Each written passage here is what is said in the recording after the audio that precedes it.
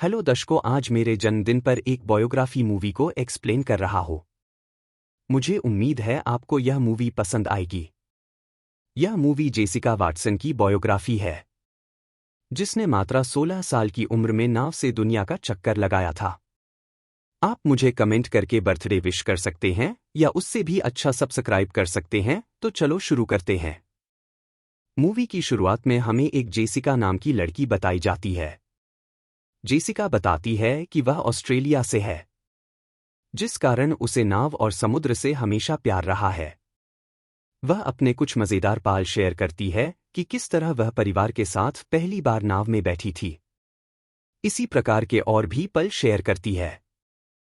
फिर हमें बताया जाता है कि जेसिका एक नाव में है, जो एक बड़े सारे जहाज से टकरा जाती है।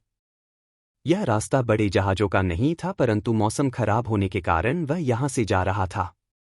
जेसिका को इसका मालूम पड़ना चाहिए था, परंतु उसे नहीं पड़ता है। जेसिका अपनी नाव को संभालने के बाद वो अपने घर पर फोन करके सबको यह बताती है। सभी घरवाले चिंता में बैठे थे, परंतु उसके चाचा बेन सबको हिम्मत देते हैं। जेसिका सबसे कम उम्र की ऐसी नाविक बनने की तैयारी कर रही थी जिसने पूरी दुनिया का चक्कर काटा हो। यह यात्रा एक टेस्ट था, जिसमें जेसिका बुरी तरह से फेल हो गई, जिस कारण उसका मीडिया में आना स्वाभाविक था। मीडिया वाले उसे अजीब अजीब सवाल पूछ रहे थे, उसके इस मिशन पर सवाल खड़े कर रहे थे। जेसिका भी अपनी इस नाकामयाबी पर दुखी थी। मीडिया वाले कोशिश कर रहे थे कि वह जेसिका का सफर रोक ले। टीवी में बताया जाता है कि वह सरकार से भी इसकी गुजारिश करेंगे। जेसिका को सफर के लिए अपनी नाव ठीक करनी थी। जेसिका के परिवार के पास उसकी नाव ठीक करने के पैसे नहीं थे। उसके अधिकतर स्पॉन्सर भी यह खबर आने पर नच जाते हैं। तब जेसिका के चाचा बेन जेसिका को एक जगह लेकर जाते हैं, जहां जेसिका के फैंस उसकी नाव ठीक कर रहे होते हैं। उसका परिवार भी वहां आता है। यह सब मिलकर नाव ठीक करते हैं। मीडिया वाले जब जेसिका के पापा से उसके सफर पर सवाल उठाते हैं, तब वो बोलते हैं, बच्चे ध्यान नहीं रखेंगे तो माँ बाप को तो चिंता होगी ना। उनका यह बयान वायरल हो जाता है। टीवी पर यही दिखाया जाता है। जब जेसिका क्या पूरा परिवार बयान को सुनता है, तब वह अपने पिता से नाराज थी। तब उसके पिता बताते हैं कि वह आखिर उसकी बेटी है और उनका चिंता करना बनता है।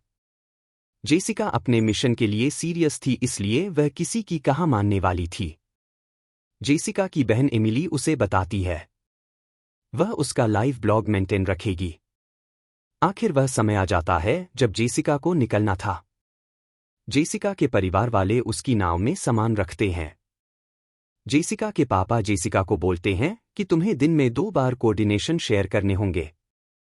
सभी सामान रखने के बाद जेसिका अपने सफर के लिए निकलती है।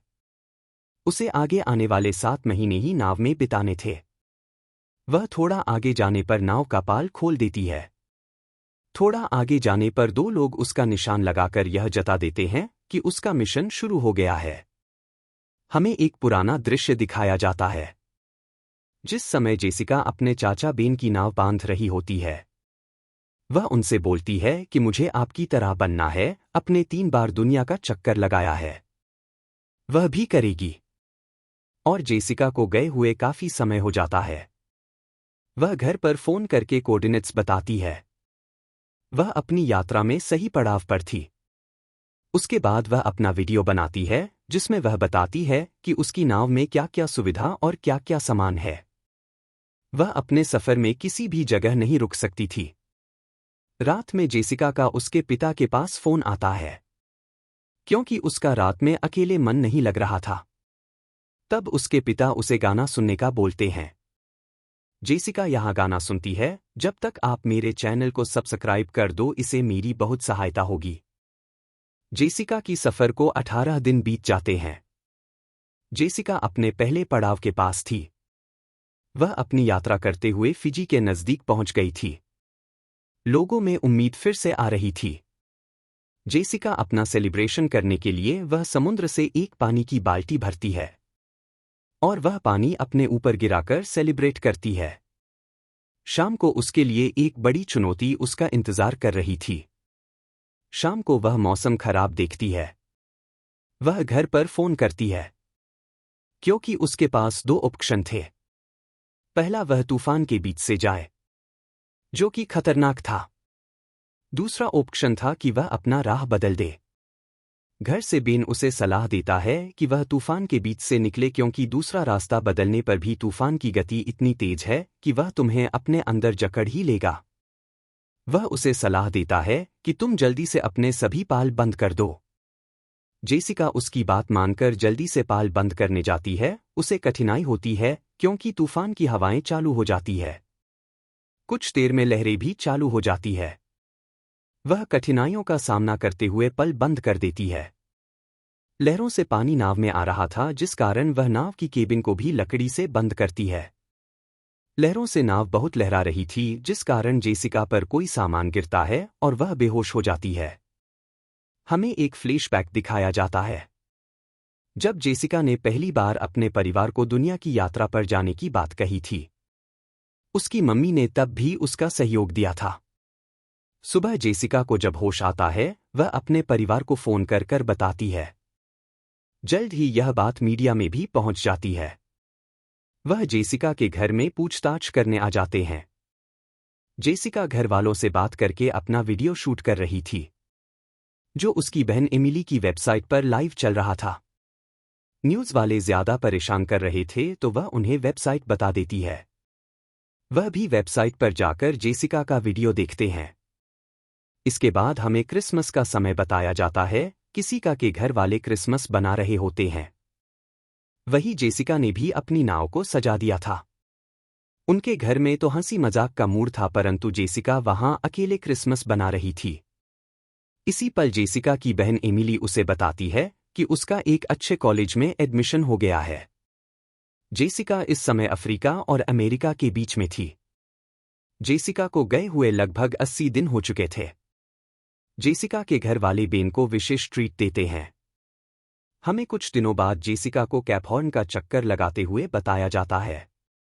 कैप हॉर्न के बारे में अधिक जानकारी चाहिए तो इसका लिंक मैं डिस्क्रिप्शन में दे रहा हूं। मुझे भी इसके बारे में पता नहीं था। इसे समुद्र का एवरेस्ट कहते हैं। स्पेनिश नाविकों द्वारा इसे खोजा गया था। इस स्थान पर अंटार्कटिक और प्रशांत महासागर का मिलन होता है, जिस कारण यहां बहुत तेज हवाएं चलती है। जेसिका इस पहाड़ का चक्कर लगाते हुए अपने परिवार को फोन करती है। बेन उसे देखकर खुश होता है। साथ ही उसके परिवार वाले भी खुश थे। अब वह एक ऐसी जगह आ जाती है जहां हवाएं और लहरों का नामो निशान नहीं था। जेसिका यह शांत माहौल देखकर बोर होने लगती है। एक दिन उसकी आंख लग जाती है और वह कहीं लंबे समय तक सो रही होती है।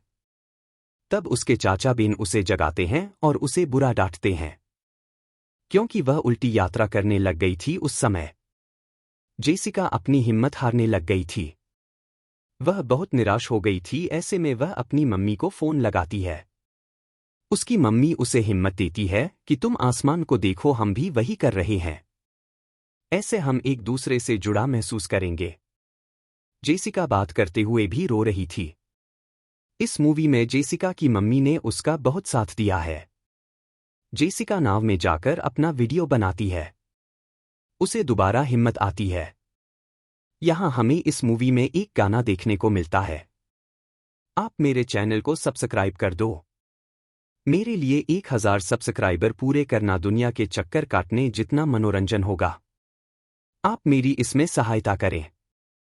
और अगर आपको जेसिका की यात्रा का यह वीडियो अच्छा लगा हो तो इस वीडियो को भी लाइक करें।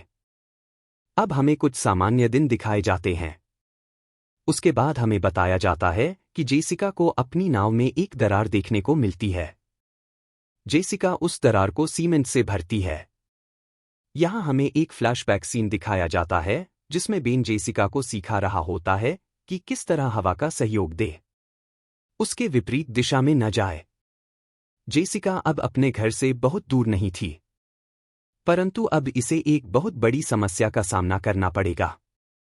दरअसल एक दिन जेसिका अपनी बहन एमिली से बात कर रही होती है, तभी उसे अपने लैपटॉप में तूफान के आसार दिखते हैं। वह एमिली को अपनी मम्मी से बात कराने का कहती है। जेसिका अपनी मम्मी को बताती है कि एक बहुत बड़ा तूफान उसके रास्ते में आ रहा है। यह पिछले वाले तूफान से 5 गुना बड़ा है। बेन भी उसे लैपटॉप में देख लेता है। एक तरफ जेसिका अपना सफर पूरा करने वाली थी, तभी उसे ऐसी समस्या का सामना करना था। समाचार में भी यह तूफान छा गया था। हर जगह जेसिका और तूफान के समाचार चल रहे थे। घर वाले सामूहिक रूप से बात कर रहे होते हैं, कुछ कह रहे होते हैं कि जेसिका को अपना मिशन ड्रॉप कर देना चाहिए, क्योंकि यह तूफान वाकई में बहुत खतरनाक था। बेन भी जेसिका का मिशन ड्रॉप करने की सलाह देता है। जेसिका मानचित्र पर तूफान का चित्रण करती है। जेसिका को उसके चाचा कम कोच की बात याद आती, यही उसके बाद उसे खुद पर भरोसा आ जाता है कि अगर वह लहरों के साथ यात्रा करेगी तो वो सुरक्षित तूफान पार कर सकती है। यह मुश्किल था परंतु संभावना भी थी। जेसिका अपने पापा की अनुमति मांगती है। तब वह बोलते हैं, मुझसे ज्यादा तुम समुद्र को जानती हो। उसकी बहन एमिली उसे अपने ब्लॉग पर कमेंट पढ़ने को बोलती है। जेसिका जब कमेंट देखती है, लोगों ने उसे अपना प्रेरणा का स्रोत बनाया होता है, जिसे देखकर उसे बहुत अच्छा लगता है और के अंदर हिम्मत आ जाती है।